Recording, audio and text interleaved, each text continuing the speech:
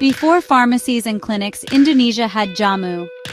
In the hush of dawn, women tie their batik scarves, lift baskets of glass bottles, and step into the day, carrying more than just herbal drinks. They carry stories, healing, and the spirit of generations. Jamu isn't just a drink. It's the pulse of heritage, blended from roots, barks, spices, and a little bit of soul. For centuries, Jamu has been passed from mother to daughter, the recipes whispered between hands, not written in books. Each family has its own secret, its own magic.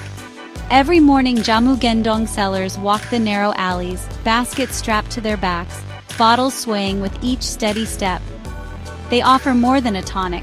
They offer care, conversation, community. These women are not just sellers. They're counselors, midwives, healers, friends. Take a sip. It's bitter, sweet, warming, cleansing. Each blend has its own purpose: to ease pain, boost energy, calm nerves, heal from within. In a world obsessed with fast fixes, Jamu is a gentle reminder that true healing takes time and patience. But times have changed.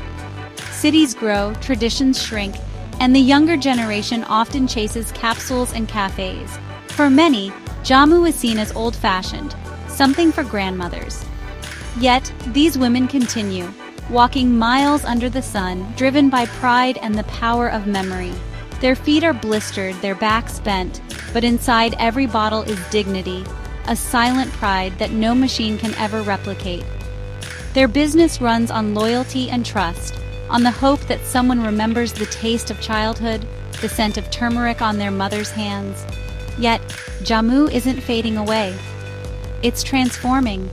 Young entrepreneurs are bottling and branding Jamu for the modern age, reimagining it for city life, and sometimes bringing the Jamu gendong women with them, turning tradition into a bridge for the future.